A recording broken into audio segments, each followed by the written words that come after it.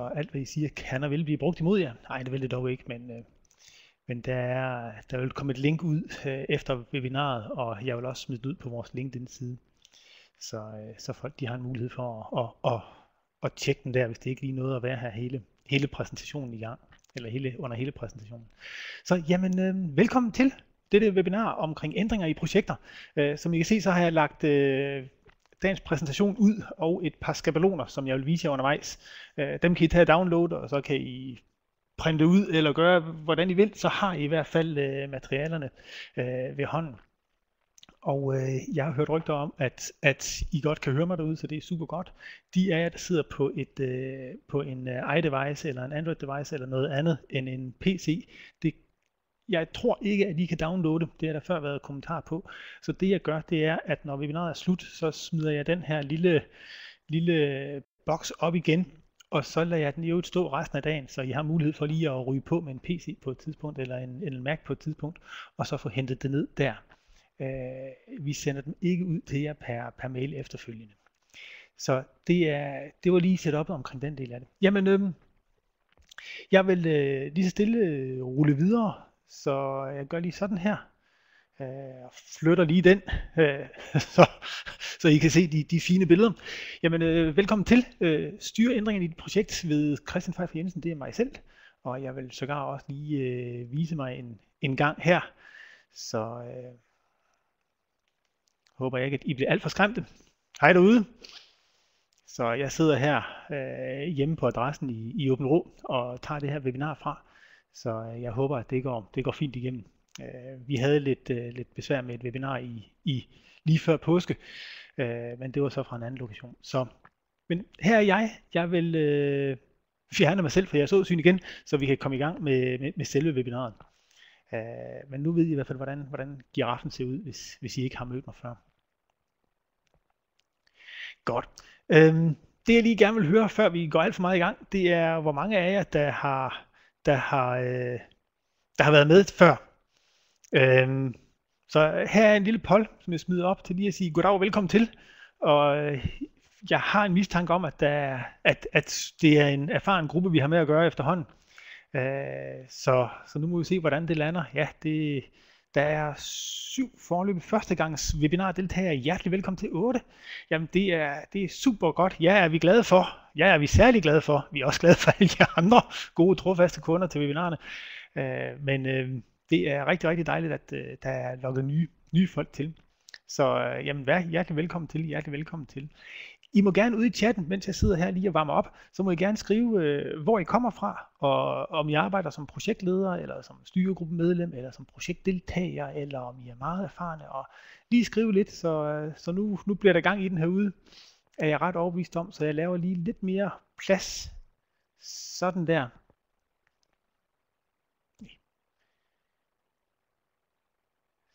Sådan der. Så der er Danske Bank, projektdeltager. Velkommen til, Annette. Projektkoordinator Stine. Hvorfra, Stine? Viking Life Saving Equipment, så har du måske mødt nogle af mine kollegaer, Michael, ja. Og der er Kolding Bibliotek, det er rigtigt, ja. Har I den på storskærm dernede? Eller deroppe bliver det så. Og der er NNIT, IT-projektleder. Dejligt at have nogen fra jer. Fra Novo Nordisk-grenen derude. Det er som regel dygtige folk. Det er de andre nu også, men det er et godt sted at være. Og der er uddannelsescenter, projektdeltager og konsulent underviser i dele af projektleder. Velkommen til, Søren. Det er, jeg vil se, om du kan få nogle gode tips og tricks. Eller jeg kan lære noget af dig. Du skal jo endelig bare skrive til ude i chatten. Og der er office med projektkoordinator, Pharma Nord oppe i Vejle. Arbejder med projekter. Flere projekter, Vejle og ledige. Yes. Ja, til storskærm, det er godt. Så jeg håber ikke, at jeg skræmte nogen af jeres kunder deroppe. Og der er deltager kommunikationsprojekter hele vejen igennem. Spændende. Primært forbindelse med Mind Manager fra Søren. Okay, ja, på den måde. Det skulle også være stærkt værktøj. Jeg bruger den faktisk selv, men det er så rent som Mind Manager. Godt, jamen vi er godt i gang ude fra Danfoss, og det er Kenneth skal til at være projektleder på et nyt projekt.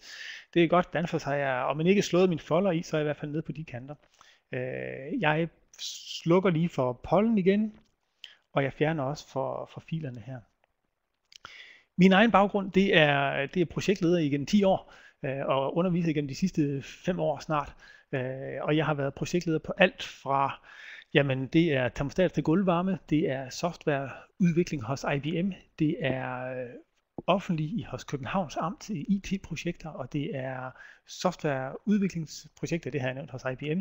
Det er passagerinformationssystemer nede i Focon i Sønderborg også. Så det har været meget forskellige ting, jeg har haft med at gøre. Fælles for dem alle sammen er, at alle projekter, jeg har kørt, har haft ændringer. Og det er en kunst at styre ændringerne i projektet. Med nogle små greb kan man gøre det rigtig meget. Det er et spørgsmål, om man får lov til at bruge grebene. Men det er i hvert fald, det jeg vil give jer her, det er sådan en oversigt over, hvad er det for nogle greb, I har og kan forsøge at hive i. Så tak skal du have, Søren. Ja, som I kan se, så følger jeg lidt med ude i chatten, og I skal endelig bare stille spørgsmål derude, når det kommer, eller kommentere på det, hinanden skriver, så vi kan få noget liv i kludene her. Jeg vil lige så stille gå i gang med dagens program. Jeg vil starte med lidt omkring webinarformen til de par håndfulde, der er nye. I har sikkert allerede luret det meste af det, men der er lige et enkelt tip, I skal have. Ellers så skal vi til at snakke, hvor kommer ændringer fra? Hvad er det her for en størrelse? Hvor dukker ændringer op fra? Hvad kommer de flyvende henne? Hvad kan man gøre? Processer til at håndtere ændringer, det er det, jeg vil tale allermest om, fordi det er der, hvor folk de har brug for mest hjælp, om jeg så må sige det, eller i hvert fald har brug for noget input til, hvordan de kan gøre det derhjemme. Så er der lidt om, hvem der må bestemme hvad, og så hvordan du kan håndtere dine projektdeltagere. Det er de temaer, som jeg kommer rundt omkring nu her i dag. Så lad mig lige stille og rulle i gang med lidt om webinarform. Det vigtigste, jeg har at sige til jer, som I nok ikke alle sammen allerede har luret, det er, at oppe i toppen, der er der sådan en lille mand med armen i vejret. Prøv lige at gå op og klikke på pilen der ved siden af. Fordi der har I forskellige muligheder. I kan rykke hånden op, og I kan sige ja, nej, eller sige, at jeg skal snakke højere eller lavere. Til det meste af det kan I også bare skrive ud i chatten. Men hvis I skriver et spørgsmål ud i chatten, som jeg ikke lige ser, så kan I række jeres hånd i vejret heroppe. Og så ser jeg den, fordi jeg får simpelthen en pop-up her på min skærm, når I gør noget af det. Så I må gerne lige gå op og række hånden i vejret, eller gøre et eller andet, så skal jeg gerne bekræfte. Tak skal du have, Ina og Maja. Det er smukt til Louise og Michael. Nu er der kommet gang i butikken derude. Og yes, Jan og Dorte og Lone, nu er der rigtig gang. Og I kan også selv tage armen ned igen, og jeg kan fjerne den herfra. Så nu kan I bare gå i gang med at pille armen ned igen. Tak skal I have. Det er smukt. Det er smukt. Og godt, jamen det var den ene ting, der er nok sådan næsten den vigtigste. En anden ting, det er, at I kan maksimere billedet, så I får på fuld skærm. Det kan måske være, at jer, der sidder på Kolding Bibliotek, og I vil gøre det.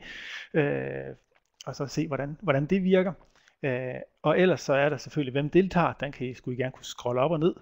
Og chatten, den har I nok alle sammen ude. Så nu vil jeg pille jer sammen ned. Sådan der. Så det er der, hvor vi står. Scenen sættes. Hvor er vi henne? Hvad er mindsetet, som vi arbejder med her med projekter, når vi snakker ændringer? Det er lidt vigtigt, fordi der er forskellige typer ændringer, og der er forskellige metodologier omkring ændringer, hvad man kan gøre og hvordan man kan gøre.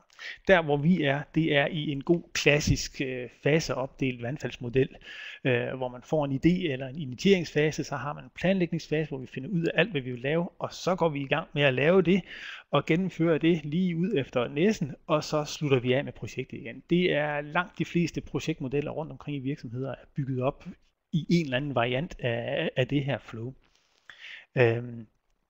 Og det der er hele kludet, det er, at for forskellige projektledelses tilgange, for eksempel Prins 2 og PMI's eller den agile tilgang, de har nogle indspark omkring, hvordan håndterer vi ændringer. Og de siger faktisk også, at det her det er vigtigt. Prins 2 for eksempel har et helt princip omkring afvigelsesstyring, som faktisk leder over i et tema om ændringer, et af de 7 temaer og en af de 7 principper.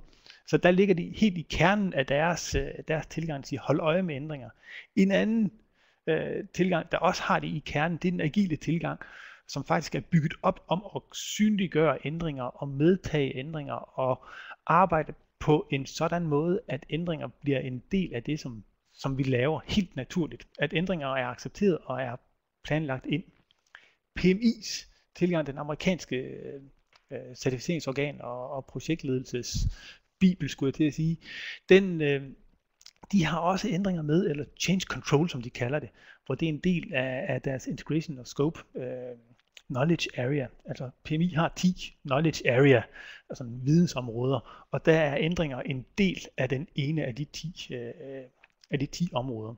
Så den er ikke så synlig i PMI, som den måske er i Prins 2, men det, at den er med, det viser også, at det her det er noget vigtigt og noget centralt at have med. Godt. Jeg kan se, der er kommet en del flere på, siden jeg startede op. Jer, der er kommet på. Når webinaret er slut, så lægger jeg en lille boks op, hvor I kan downloade præsentationen, og hvor I kan downloade nogle af de skabeloner, som jeg bruger undervejs. Og den lader jeg jo stå til i morgen tidlig, så I har mulighed for at gå ind og hente den efterfølgende også, hvis I er kommet på med andet end en PC eller en Mac. Så det var lige en lille servicemeddelelse til jer, der er kommet på, siden vi startede. Så det, der er kludet omkring dem her, det er, at jeg vil ikke gennemgå deres tilgange sådan mere eller mindre slavisk. Jeg vil hive lidt dele ud af det, og så vil jeg ellers bruge god, sund fornuft, best practice, om man vil, i stedet for at være så jeg vil være metodefri, så at sige.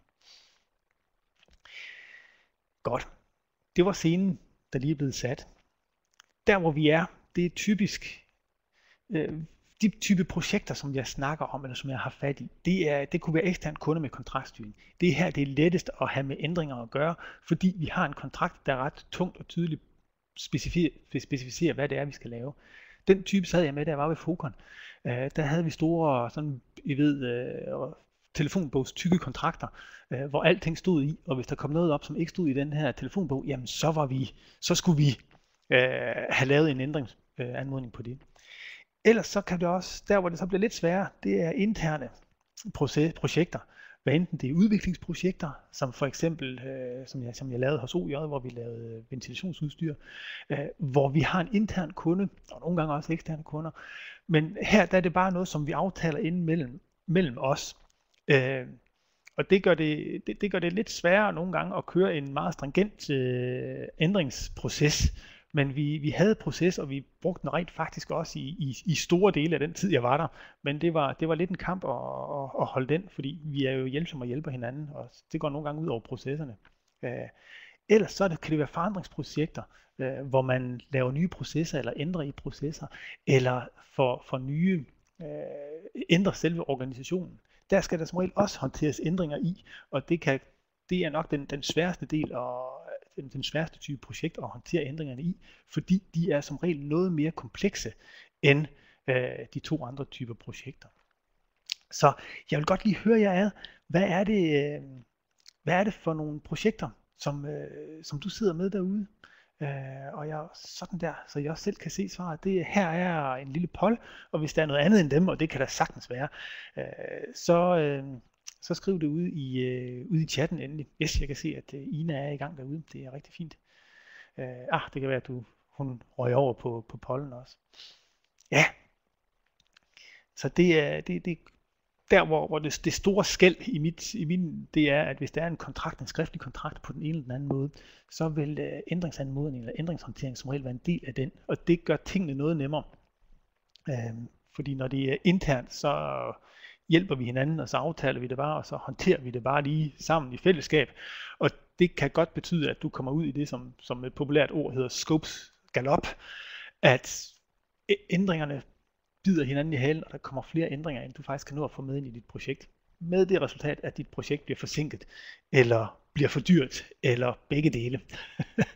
Så det er ikke synderligt behageligt. Så godt, men det er interne projekter, der er mest på banen. Byggeprojekter, der skal du have en ITA. Så der er også noget med, der er formodentlig også kontrakter, men der står man jo også her og nu og skal træffe en beslutning, om vi laver noget om, eller om vi ikke laver noget om, fordi der er virkelig tryk på, når I er i gang derude. Så det gør det ikke lettere med kontrakten, så må man tage det på anden vis, hvilket jeg også ved, I gør. Så det var lige at få tegnet billedet af jer. Så det er meget interne projekter, så det skal jeg nok lige prøve at tage en mente. Jeg slukker igen for den her lille poll her. Og så er det lige præcis.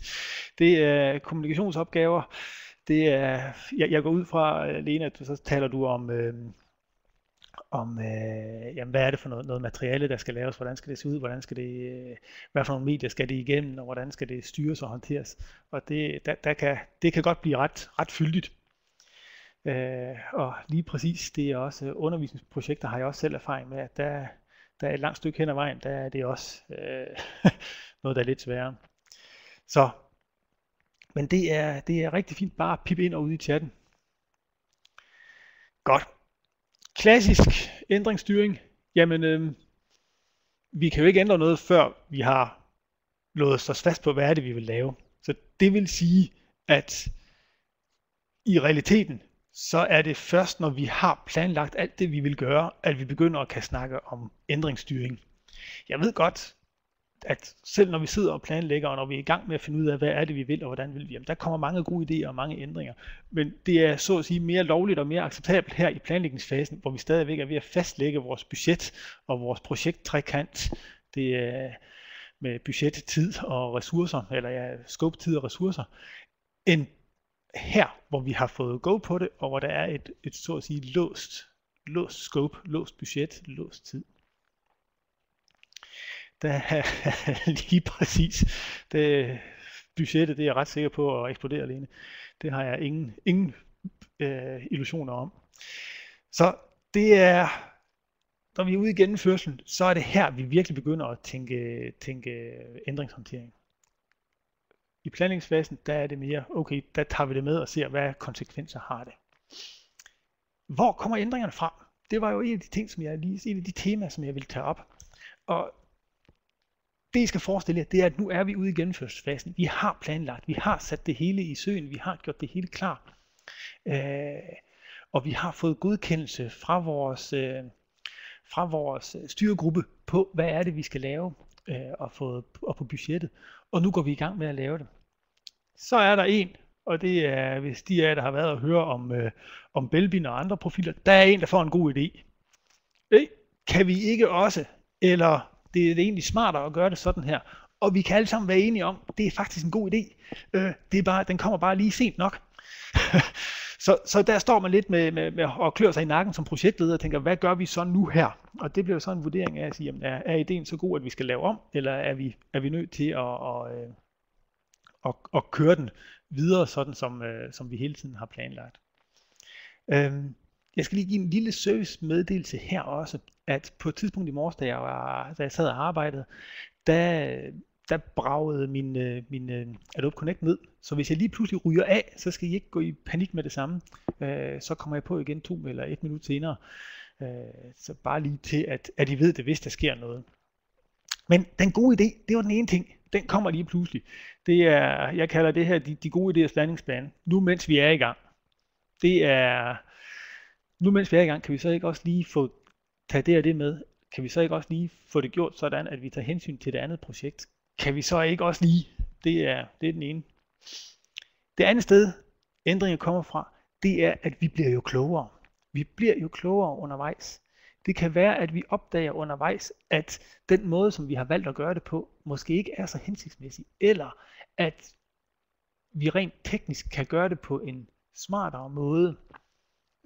Det betyder bare, at vi lige skal gå et lille skridt tilbage, for at kan gøre det hurtigere. Den er i familie med den gode idé, men det skal jo være legalt at blive klogere undervejs og lave om undervejs, og det er et ændringshåndtering faktisk et værktøj til. Pas på, at vi ikke bliver betonprojektledere, som når vi har fået planen godkendt, så er alting skåret i beton, og så kan vi ikke lave nogen som helst ændringer eller variere noget som helst. Så den der mulighed, at vi bliver klogere undervejs, den skal vi sørge for at have plads til. Og lidt i den samme dur, så nogle gange, så sker der nogle fejl, så sker der ting, der går galt. Det kan være et test, der fejler, det kan være noget, som vi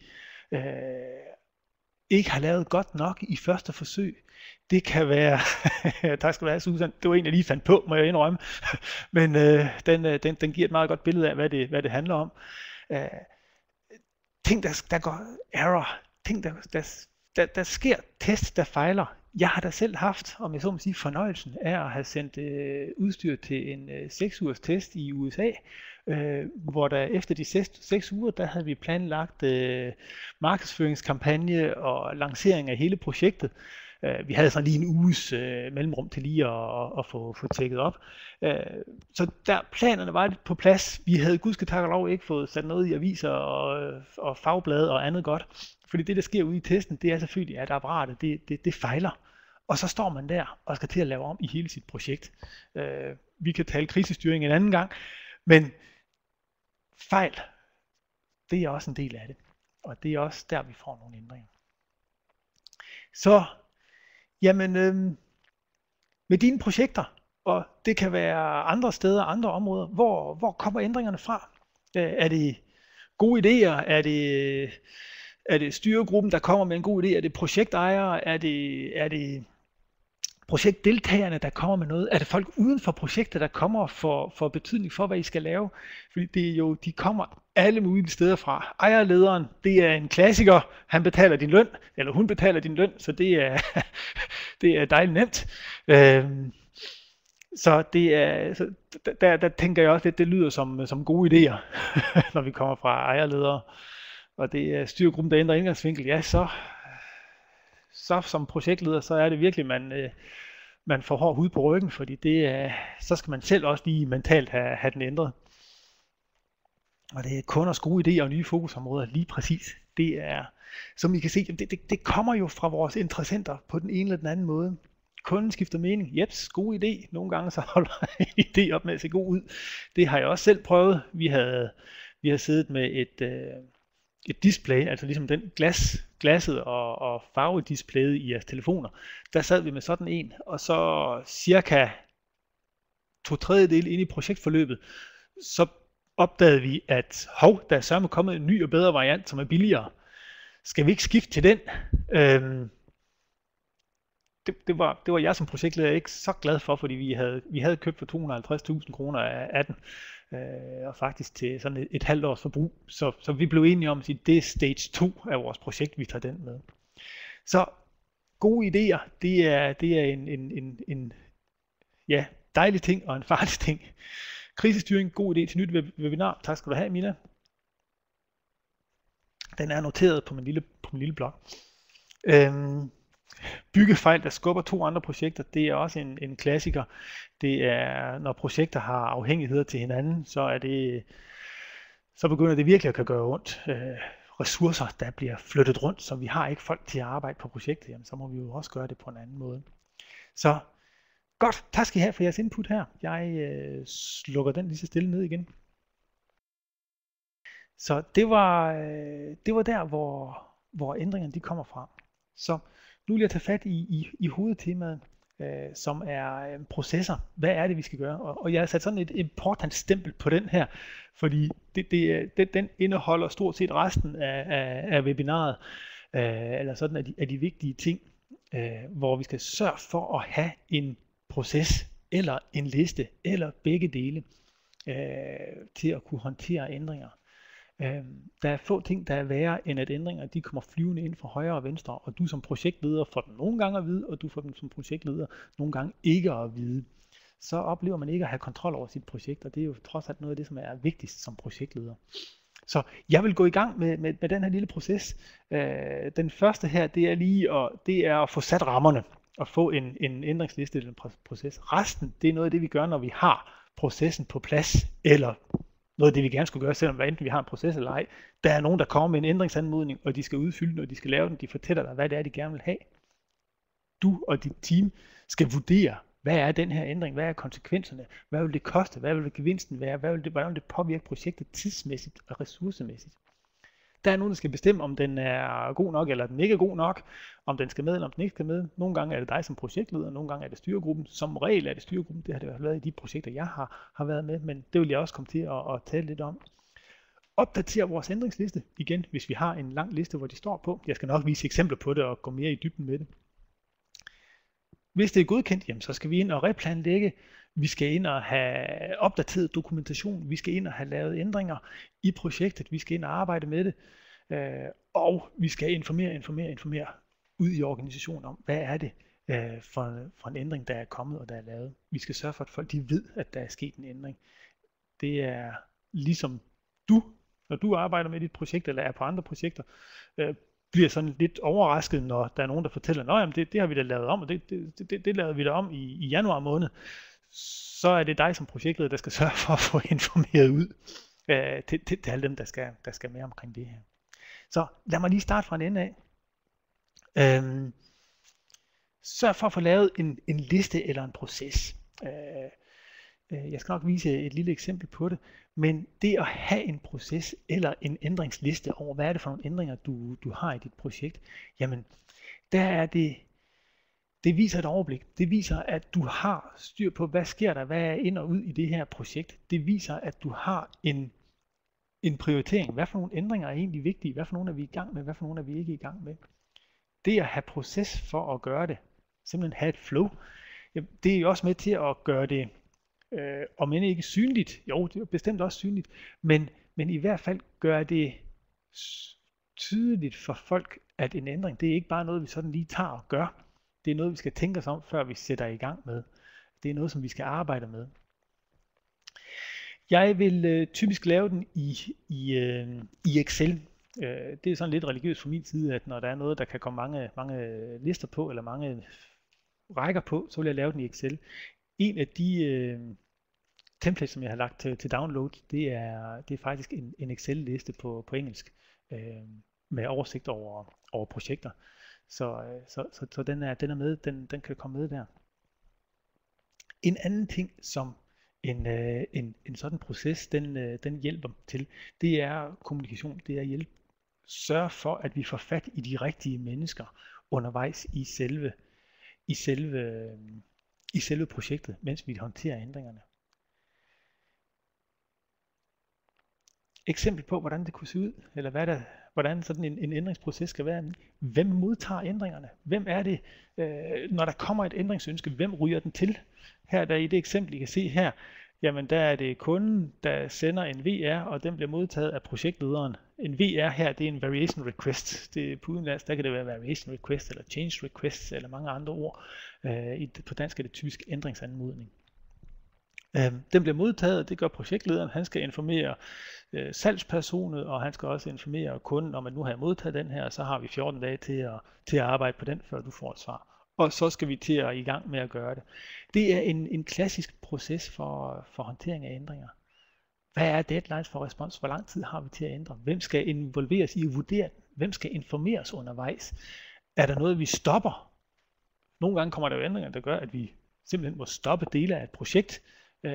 Jeg har selv haft, om man ikke fornøjelsen, så er der i hvert fald oplevelsen af, at en kunde havde bestilt et informationssystem til passagerer, og så et infotainment, altså sådan, forestil jer, når toget det kører rundt igennem landskabet, så ved hjælp af en GPS, så kan den fortælle, så er der en tv-skærm, der fortæller folk, at nu kan de kigge ud til højre, og så kan de se, at derude der ligger et slot, eller der ligger noget andet, eller der kan vises reklamer eller andet på. Det er noget, som er relativt standard i dag, men det kunden blev enige om med sig selv undervejs, det var, at han lige pludselig ikke have halvdelen af systemet. Så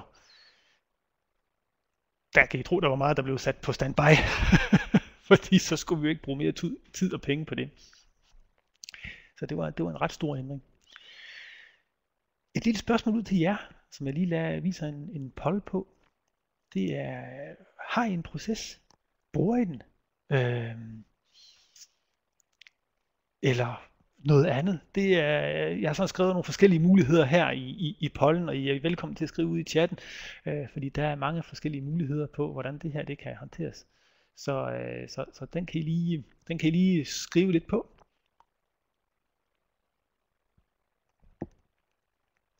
Mens jeg tager en sip af min vand her.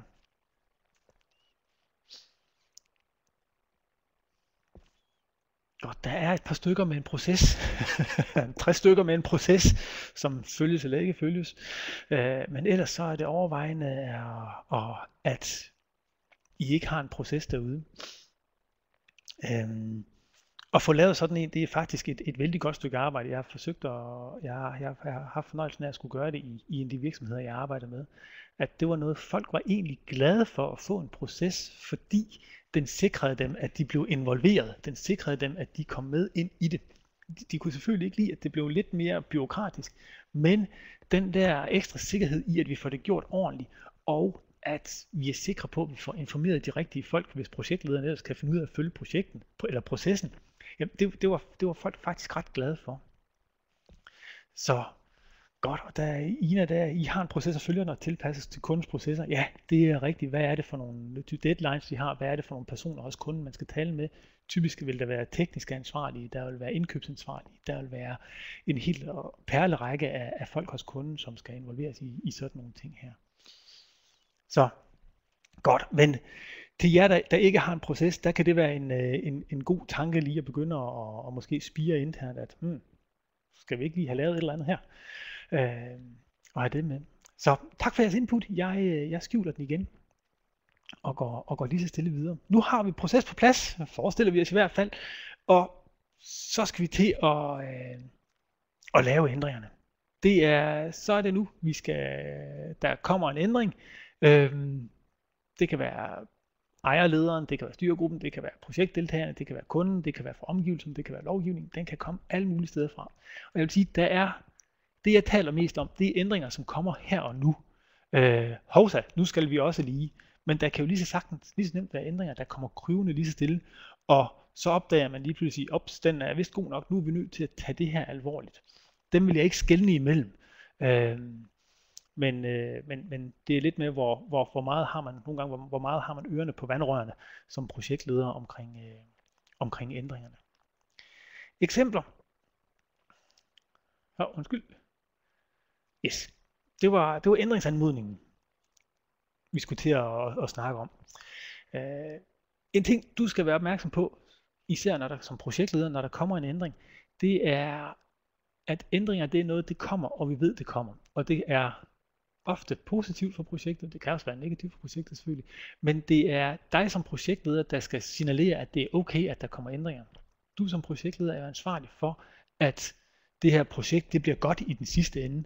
Og når der er en ændring, jamen, så er det jo et udtryk for et ønske om, at det kan altså blive bedre, hvis vi gør sådan og sådan. Det kan godt være, at vi ikke vælger at gøre det, men som udgangspunkt skal vi i hvert fald tage imod ændringen og håndtere den. Og når du står sammen med dit team, eller når du står sammen med din projektgruppe, eller hvad I kalder det derude, jamen, så vær opmærksom på signalværdien i, hvordan du reagerer, når folk kommer ændringer. En anden ting, det er dem, der nævner en ændring, eller kommer med en ændring. Sig, det er en ændring. Sig, det kan være en ændring. Sig, vi skal vurdere det. Sig, vi skal kigge på det, og have vurderet det her. Det er selvfølgelig alt efter, hvor stor ændringen er, hvordan man skal variere sit sprogbrug. Jeg har selv haft den store fornøjelse at ikke sige det, fordi at det var da intuitivt klart, at det var en stor ændring, som vi var i gang i her. Det var desværre ikke intuitivt klart for min kunde, at det var en meget stor ændring, fordi min kunde vidste faktisk ikke særlig meget om tog, og det måtte jeg jo desværre også indrømme, eller også spillede vedkommende mere dum, end han var. Og det var altså en ændring til cirka 100.000 ud af et budget på 2-3 millioner. Og det var da noget, der godt kunne... Det var i hvert fald noget, som vi selv måtte æde, så at sige. Så hvis der er en ændring, så sig, det er en ændring, så folk ved det. Og især hvis man har processen, så kommer der jo en ændringsanmodning op som det næste. Og så er det en skabelon, som vi skal have fat i. Jamen,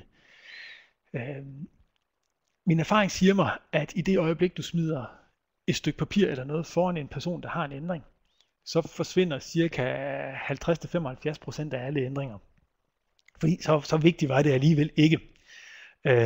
Og det er faktisk ret godt, fordi så var det nok ikke vigtigt alligevel. Til gengæld så er der nogle ændringer, som vi skal have igennem. Og det vil sige, at vi kan fokusere på dem, og vi kan bruge tiden på dem. Så der vil være rigtig mange ændringer, som, ja, det var dem der, de gode idéer standingsplads. Nu mens vi er i gang, kan vi så ikke også få den på spansk. Altså, det er ikke altid, det giver værdi eller er gennemtænkt.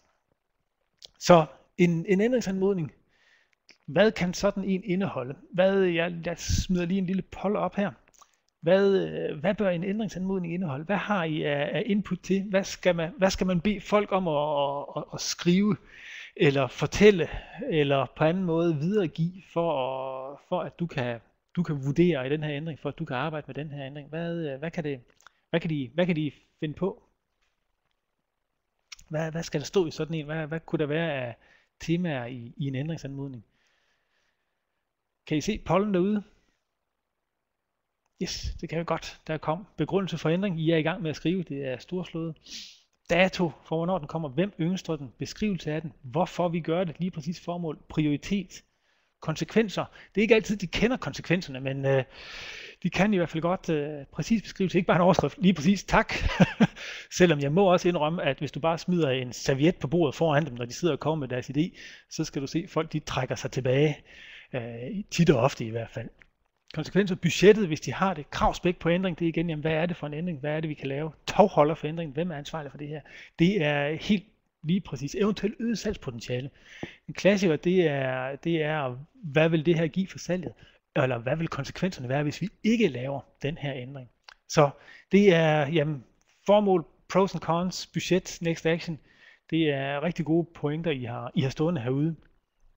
Og lad mig vise et lille eksempel. Yes, ændringer i tidsplan, hvad vil det være? Ændret behov for support fra din enhed. Hvad er det, igen vi er inde på, hvad er det for nogle konsekvenser, der er af de her ændringer? Så meget som dem, der beder om at få ændringen lavet, så meget som de nogle gange kan gennemskue. Det er ikke altid, at de har overblikket over processen, men de har kun måske forretningsmæssigt tilgang til det. Så tak skal I have. Jeg lukker for den igen, og så viser jeg et lille eksempel.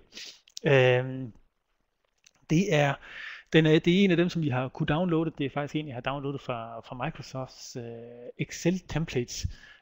Men hvad er det alt muligt, vi skal have? I kan se, det er dato, det er område, det er, hvad er det for en impact på other projects? Hvad er det, hvorfor gør vi det? Det er system drivers, business system drivers. Hvad impact tror jeg, den har? Hvad er gevinsten ved den her ændring? Hvad sker der, hvis vi ikke laver den? Hvad tror jeg, det laver? Mig, som gerne vil have den her ændret. Er der noget dokumentation, som hører med til den her ændring? Det kunne være en kravspæk, det kunne være et ønske fra kunden, mail fra kunden eller noget andet. Og igen, hvem er det, der skal undersøges, som der også var en, der havde? Og skal vi overhovedet undersøge det? Det her, det skal I se som det er den komplette liste. I virkelighedens verden, så vil folk blive meget afskrækket af sådan en her.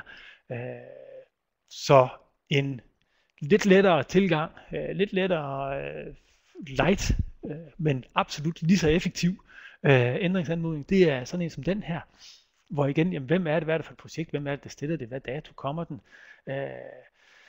hvad er det, der skal ændres, hvorfor vil vi ændre det, hvad mener vi, det har indflydelse på, hvornår skal ændringen bruges, det kan jo være især hvis det er et staged projekt, og hvornår kommer det her i brug, og hvad tror jeg for hvilke funktioner bliver ændret af det. Og hvad er tidsplan? Det er eksempler. Det er en anden eksempel på en ændringsanmodning. Den er knap så tung som den første, men den lever fuldstændig op til at få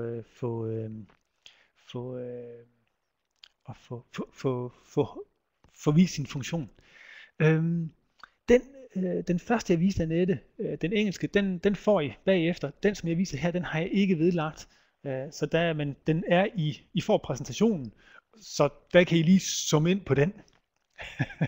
Og hvordan kommer man væk fra fullscreen igen? Ja, det var faktisk et godt spørgsmål. Det har jeg tror det er enten at trykke escape, eller også så må der være et lille minimere ikon oppe i hjørnet. Det kan være at nogle af jer andre kan hjælpe Annette med den. Det er egentlig sjovt, det har jeg faktisk ikke selv siddet i. Så godt. Det var at få lavet en ændringsanmodning. Det næste trin 3, det er at vurdere ændringen. Jeg beklager Annette, jeg må tale videre, for jeg kan ikke hjælpe dig med den lige i øjeblikket, men jeg kan se, at der er andre, der er godt i gang. Så sig til, når den er der igen. Konsekvensen af ændringen. Som projektleder, tænk projekttrækanten. Det er et godt klassisk værktøj, som I kan bruge og arbejde med. Omfang, scope, tid og ressourcer. Det er de dele, vi vigtigst skal ind og kigge på, når vi vurderer sådan en ændring. Godt, der er nogen, der har sagt noget klogt. Der er nogen, der har sagt, at bjælke folder sig ud øverst En anden skriver, Annette har skrevet, at du klikker på pilene igen. Så det er enten bjælke, der folder sig ud øverst, eller klikke på pilene igen. Så det tror jeg bestemt, det er noget klogt. Jeg skriver lige videre, hvad er det for noget, vi kigger på? Det er, sørg for at få dit team med ind i det. Sørg for at få dem, der ved noget omkring ændringen, der ved noget nede i materien, få dem med. Det er jo dem, der skal gennemføre det her. Så du skal bruge deres estimater, du skal bruge deres ekspertise. Igen, når vi snakker omfang, det er ikke bare, hvad er det, vi skal lave. Det er også, hvad er det for en dokumentation, der vil blive ændret som følge af det. Hvad får det af betydning for kvaliteten undervejs i projektet, eller får det nogen betydning for kvaliteten? En klassiker her, det er, at jeg selv oplevede det mange gange, der kommer en lille ændring i det software, som du skal lave, eller i det produkt, du nu skal lave. En meget lille ændring, den er hurtig at lave, det tager måske et par timer at lave ændringen, og sådan lige få den tjekket af, og så er den på plads. Det som vedkommende udvikleren måske ikke har tænkt på, det er, at det skal opdateres i manualen, det skal opdateres i dokumentationen. Testen af den blev lige forøget med en dag, fordi at det tilførte en masse kompleksitet til det. Så det kan være frygtelig farligt ikke at have tænkt det igennem, og det er derfor, vi skal have hele teamet med. Tid. Jamen, hvor lang tid vil det her tilføje til projektet? Det hænger lidt sammen med, hvor mange mere timer skal vi bruge på det, og igen, vil det blive dyrere for projektet, vil det give en længere tilbagebetalingstid for projektet. Ressourcer, I kan sige omkostninger til projekt. Omkostninger i drift. Vil det her betyde noget driftsmæssigt efterfølgende? Så sørg for at komme rundt omkring den ændring, som vi kigger på. Der er faktisk flere ting, som er med. Nogle af det er afhængighed til andre projekter.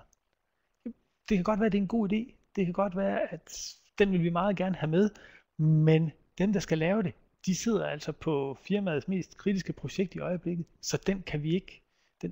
Vi kan ikke lave den nu, men vi skal lave den på en anden tid. Så der er afhængigheden til andre projekter. Og det er jo også her, hvor I skal bruge styregruppen, fordi de skulle gerne kende til, hvad er der andre projekter, der kører. Risici. Oftest så tilfører vi kompleksitet og risici, når vi skal til at vurdere en ændring og arbejde med en ændring. Så derfor er det også en ting, som vi lige skal have kigget på.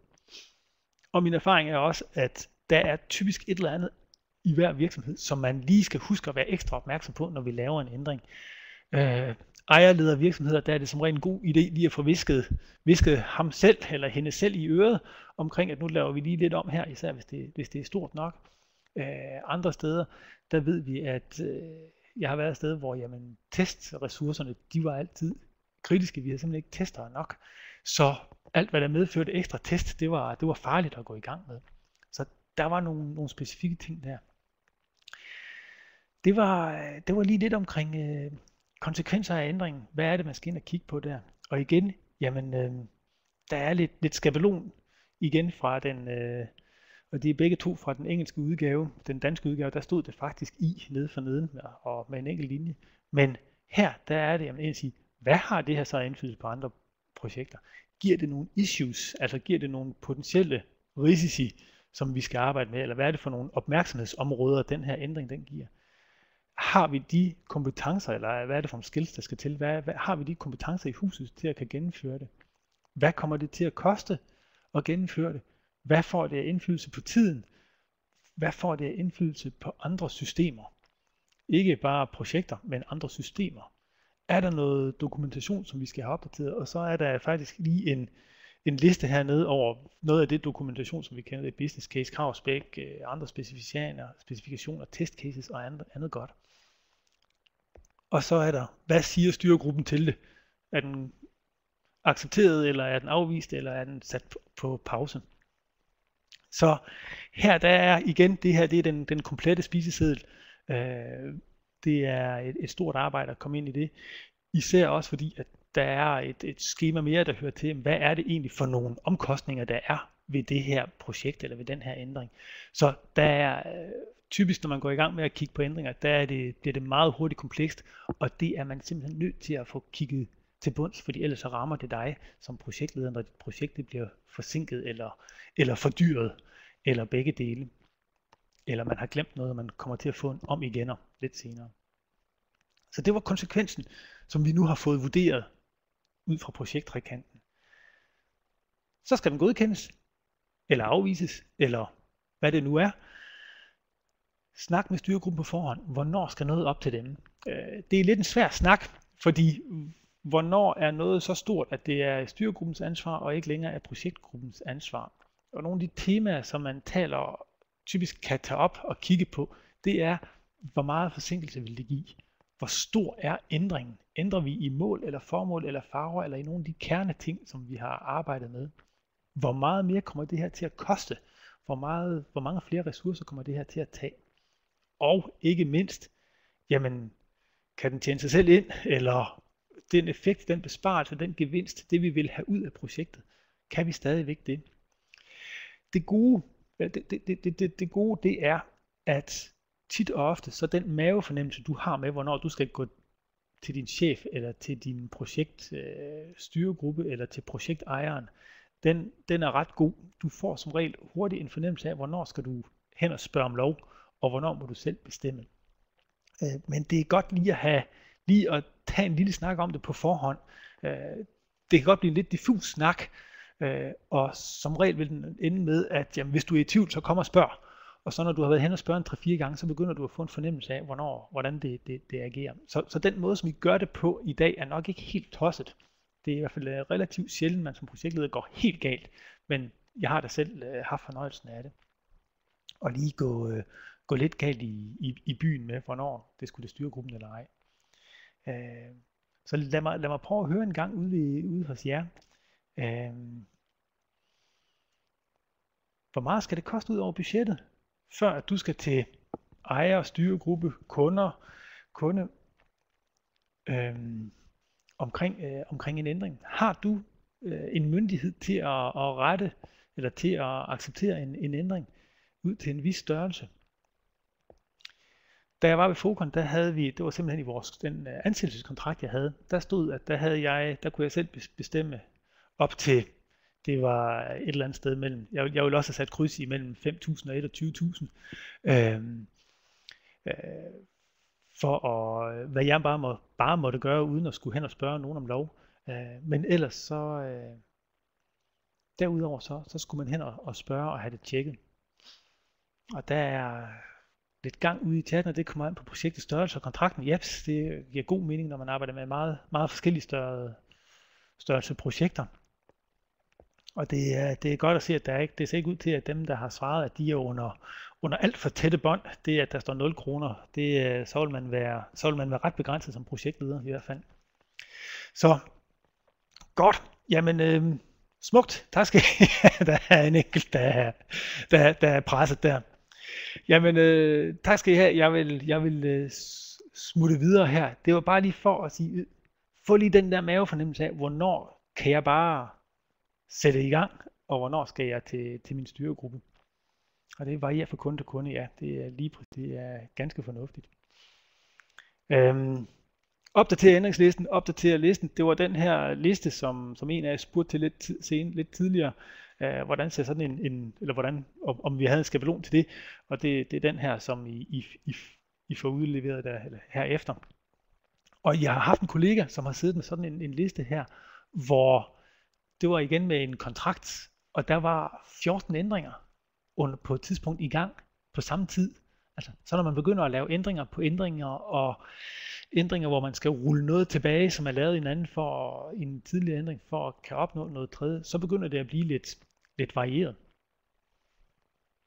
RFC, Request for Quotation, eller Request for Change, gætter jeg på, Ina. Optimering, det er jo nemlig det som Ina skriver, det er, at vi skal huske på ændringer som noget positivt, i stedet for at tænke på det og sige, her har vi lavet, jeg har selv haft en tendens til at tænke, nu har jeg lavet den perfekte plan, nu er det bare om at få snuden i sporet, så køre det ud af, og ændringer var jo noget træls noget, fordi det betød, at vi skulle til at lave om. Det er den forkerte mindset. Mindsetet skal være, nu har vi lavet et spor, som vi kører ud af, og det spor, det er rigtigt, indtil andre fortæller os noget andet, og så kan det skidt med være, at de har ret, og så skal vi have ændret sporet.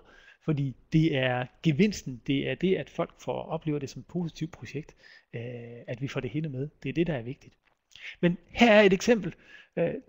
Det giver overblik. Det giver styr. Et tema, som I kan lave, det er en goodwill log. Det er en lille skuffedokument over alle de ændringer, hvor jeg har sagt til jeres kunde, yes, ved du hvad, den laver vi bare, keine hekserej, den tager vi med. Det kommer ikke til at koste dig ekstra, det gør vi bare. Den har jeg brugt på et tidspunkt, hvor der var rigtig mange ændringer, og vi havde en lidt besværlig kunde. Så begyndte jeg at skrive ned, hvad får de gratis, og hvad skal de betale for. Fordi selvfølgelig ømmede de sig der noget, når jeg kom med regningerne, eller kom med potentielle regninger. Men så kunne jeg bruge min goodwill log til at fortælle dem, jamen prøv nu at høre, I har jo fået det og det og det og det og det, uden beregning. Så har vi den her, der lige kommer med. Så det kunne også være et lille tip at bruge sådan en. Jeg ved godt, der er mange logs og skemaer og andet godt, og det er tit og ofte, kan det ikke betale sig, men her er ideen, så har I den i hvert fald på nethinden. Det næste, jamen nu er den godkendt, går vi ud fra i hvert fald, jamen så er det replanlæg, sørg for at få det komme rundt i hele dokumentationen, sørg for at teamet får det at vide, sørg for at få ændret tidsplaner, opdateret risici, hvad er det for dokumenter, det skal laves i, og så komme i gang med at lave det. Nu er vi så at sige hen over det nye del af det. Nu skal vi bare til at gennemføre det her med en enkelt lille krølle, og det er faktisk den, der er lige en ting, og der er værd at nævne omkring det her. Det her med at replanlægge, det er mentalt. Hvad er oplevelsen? Jamen, vi replanlægger bare. Vi får en ny baseline. Så det er den her, det er den her, som vi skal holdes op imod, når projektet er slut. Jeg er sikker på, at I har alle sammen, eller de fleste af jer, har haft et projekt, hvor da vi startede den, der var deadline den 1. maj. Og så da projektet det så slutter den 15. juni, så siger de, ja, du er 1,5 måned forsinket, var Christian? Nej, jeg er faktisk ikke 1,5 måned forsinket, fordi der kom så mange ændringer undervejs, at jeg er færdig til tiden. Tiden havde bare flyttet sig. Og der er det altså vigtigt, at man får informeret ud. Der er den her ændring, og deadlines er nu, og det er det her, vi måler op imod. Og igen, informere ud. Dem, der har været med undervejs, dem, der ikke er med, dem, der er med i projektet, dem, der har lidt med projektet at gøre, sørg for at have den med. Mit mantra, det er hellere for bredt end for smalt. Der kan selvfølgelig være politiske hensyn, man skal tage en gang imellem. Men med mine briller, så vil jeg hellere fortælle for mange, at vi har nu sat den her ændring i værk. Og fordi tænk, hvis vi har glemt at spørge nogen, tænk, hvis der er nogen, som vi ikke har haft med inde i loopet, så har de i hvert fald mulighed for lige at få sagt til nu. Godt.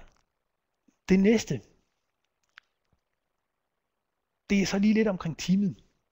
Og hvad er det, vi skal være opmærksom på, når vi snakker ændringer også? Små ændringer kan have store konsekvenser.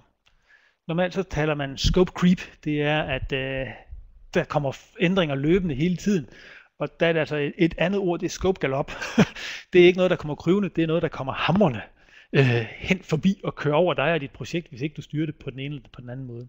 Så vi skal have fast i seletøjet. Ja, det kan vi så ikke lige gøre med den her. Vi skal have fat i seletøjet på projektet, for at vise, at vi har noget lidt styr om det. Og det er dig som projektleder, den lander på. Du skal have hjælp fra dit team, og det er det, den næste, den går på. Det er, hvordan får man dem med på det her. Den første, det er, sådan her forestiller vi os et projekt, sådan ser vores model måske ud, sådan her har vi lært det i skolebøgerne, og det er lige ud af landevejen, vi kører. I virkeligheden, så ser den sådan her ud. Og det skal vi altså lige sørge for, og igen, vi er tilbage ved den her med mindsetet. Det skal vi have overbevist folk om, eller have dem gjort klart, at det er altså, der er nogle iterationer, der er nogle frem og tilbage, der kommer nogle ændringer, som er positive, fordi det kommer til at give et bedre projekt, og det kommer undervejs. Og når vi har det på plads, så kan vi få sat dagsordenen. Ændringer er en del af det at køre et projekt, og vi skal håndtere dem. Og jeg som projektleder, tak, jeg vil meget gerne høre om ændringerne. Ligesom der er et forskel mellem, hvad kan du godtage, og hvad kan styregruppen godtage, så er der det samme ind i dit team. Hvornår kan de bare tage en ændring med, og hvornår skal de gå til dig? Og den er lidt svær at sætte sådan, altså, medmindre man siger 0 tolerance, så kan den godt være lidt svær, fordi hvis folk har forståelse for konsekvenserne af ændringerne, hvis du har nogle dygtige medarbejdere på dit team, jamen så skal de også have lidt mere elastik til at arbejde med. Hvis du har nogen, der kun lige præcis kan det, de kan, der er specialister, og der kommer ændringer ind omkring deres, hvad er der ellers af konsekvenser af det? Det kan godt være, at de skal have mindre elastik. Så det jeg typisk har haft, det har været at sige, jeg vil gerne høre om alle ændringer. Og så på et tidspunkt, så finder de også ud af, at okay, der er nogle ændringer, dem behøver vi ikke fortælle Christian om, for han siger bare go og bare sætte i gang, uden at sætte bureaukratiet og papirarbejdet i værk. Så det bliver igen sådan en vurdering af, hvornår er noget stort nok til, at vi skal have fat i det. Tit og ofte, så er de ikke i tvivl. Det er ligesom du har en mavefornemmelse for, hvornår du skal gå til styregruppen, så har de også en ret god mavefornemmelse af, hvornår de skal gå til projektlederen. Men sørg for at få sat scenen. Sørg for at få med et nudansk ord i talesat skidtet, sådan at de er klar over det. Ellers så er det bare noget, som vi plejer at gøre. Så det er lige den krølle af det, der skal på banen. Og det betyder også, at du som projektleder, du skal tage imod en masse ændringer. Du skal være venlig og hjælpsom og kunne træffe nogle beslutninger, når de står der. Så det er lige setupet omkring ændringsspotning i teamet. Nu er jeg ved at være nået til vejs ende, så jeg ved ikke, om der er nogle spørgsmål til det, så vidt som jeg har været i gang med nu her, ud fra det, jeg har sagt.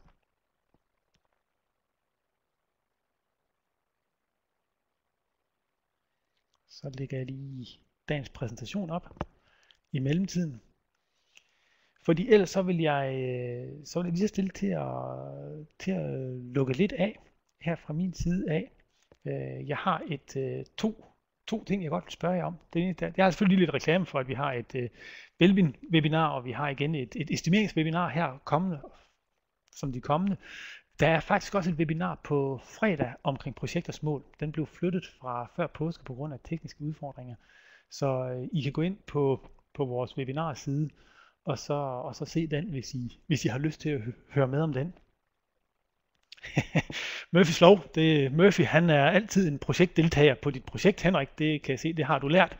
Så det er, hvad kan gå galt, det vil gå galt. Ja. Ellers så har jeg lige to små spørgsmål til jer. Den ene, det er den her. Jeg kunne godt tænke mig, at du lavede et webinar om, og jeg tror, var det Mina, der skrev krisestyring, som en af den har jeg nu lige selv smidt på. Så der kan I lige sidde og skrive temaer ind, eller kommentere ude i chatten. Og så har jeg også sådan det sidste spørgsmål, for lige at få noget feedback på, om